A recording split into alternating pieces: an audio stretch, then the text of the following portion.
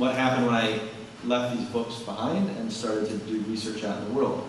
So the first thing I learned about animal agriculture, which all of you can learn very easily, is that it's very, very difficult to learn anything at all. For those of you who eat meat, I would encourage you to just open your fridge, see packages that are there, take them out, and get a phone number for the company that makes the meat, and give them a call or write them a letter and just say what I think is a very reasonable thing to say, which is, you know, I'm a consumer.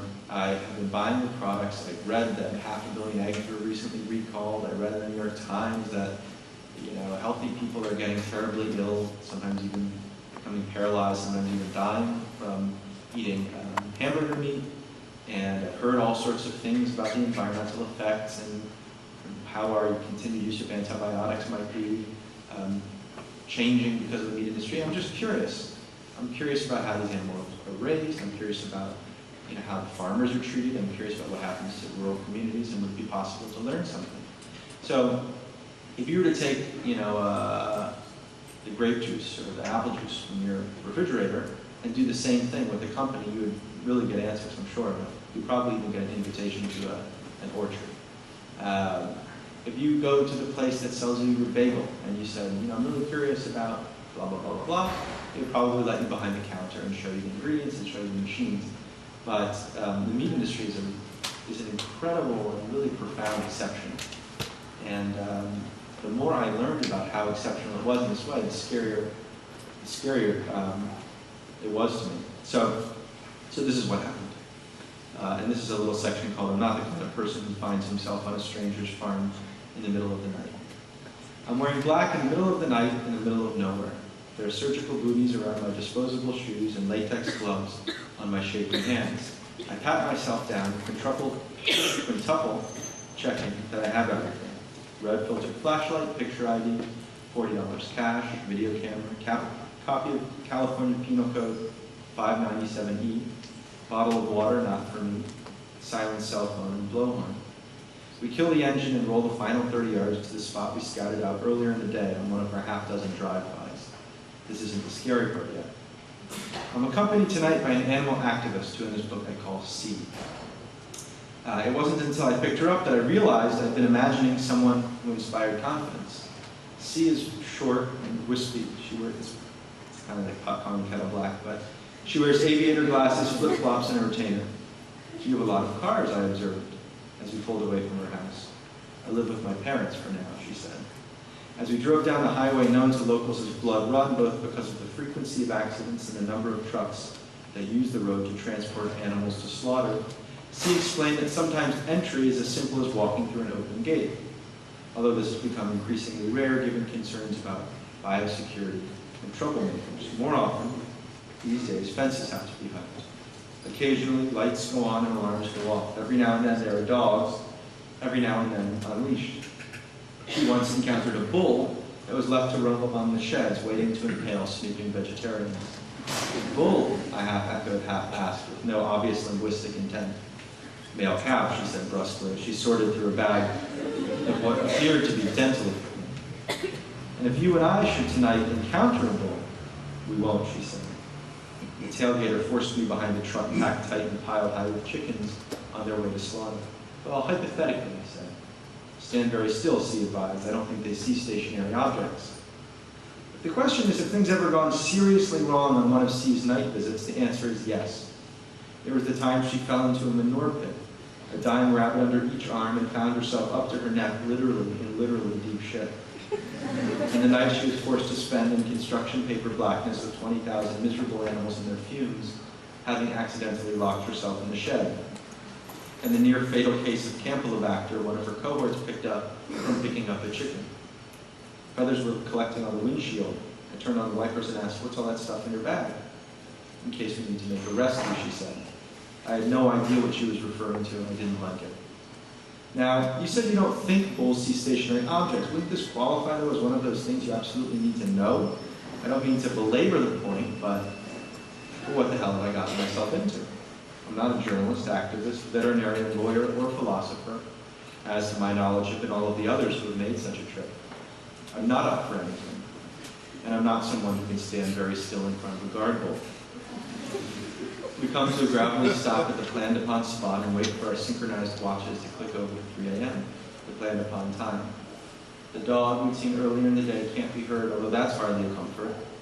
I take the scrap of paper from my pocket and read it one last time, and then I have the text of this California Penal Code, which basically says, in case an animal isn't being given adequate food or water, you have the right to give it adequate food and water, even if it requires you to trespass or break some other law, and that you're not liable for breaking that law. Which, despite being state law, is about as reassuring as Cujo's silence. I'm imagining some roused from REM sleep and well-armed farmer coming upon, I know the difference between arugula and arugula for me, scrutinizing the living conditions of his turkeys. He cocks a double barrel, my sphincter relaxes, and then what? I whip out California Penal Code 597E. Is that going to make his trigger finger more or less itchy? It's time. We use a series of dramatic hand signals to communicate what a simple whisper would have done just as well. But we've taken vows of silence, not a word until we're safely on the way home. The twirl of a latex index finger means let's roll. You first, I blurt. And now for the scary part. So I did this a number of times, and it didn't become less frightening. It's really scary for a lot of different reasons, most of them obvious. And through these visits and through meeting farmers and talking to farmers of different kinds, I began to get a sense of the picture of American animal agriculture. And the picture, put most simply, is this, that when you think about a farmer, when you think about a farm, most people hold in their minds an image of grass or barns or human. It's probably somewhere in that image. A fence post, sunshine, animals walking around. And that actually pretty accurately corresponds to what farming was like in America 50 years ago, 75 years ago. But it doesn't anymore. So 99% of the animals that we eat come from what are called factory farms. And it's not an easy term to describe because it's different for different kinds of animals, and it's more a mindset than any particular set of techniques. But it very often, in fact almost always, means raising animals in high concentrations, indoors.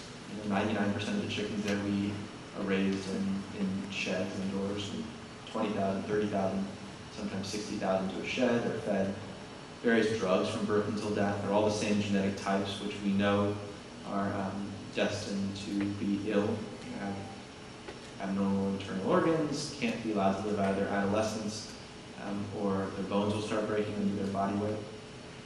The environmental destruction is very much built into the system. It's not an accident. Smithfield, which is a company you might have heard of, had 7,000 violations of the Clean Water Act in 1 year. And if they'd had 10, we would say that's not good. If they'd had 100, we would say somebody needs to keep a close eye on this company. But 7,000 is a business model. 7,000 is on purpose. And the United Nations has said that animal agriculture, the meat that we eat, is the #1 cause of global warming, and not by a little, but by a lot. Estimates have been revised and are changing, but it looks now like animal agriculture is responsible for more greenhouse gas emissions than everything else put together in the world. The UN has said it's one of the top 2 or 3 causes of every significant environmental problem on the planet. The Union of Concerned Scientists and Center for Disease Control has said it's making our antibiotics less effective, drugs that we depend on, drugs that if you have kids, your kids will one day depend on. And what it's doing to animals is really unconscionable. And you don't have to be an animal person to think so. I'm not an animal person. I'd be very, very surprised if I liked animals more than most people in this room. Some of the first trips of research I made were to farm sanctuaries, and I thought it would be useful to, look in the eyes of a pig or touch a chicken. And in fact, what I found is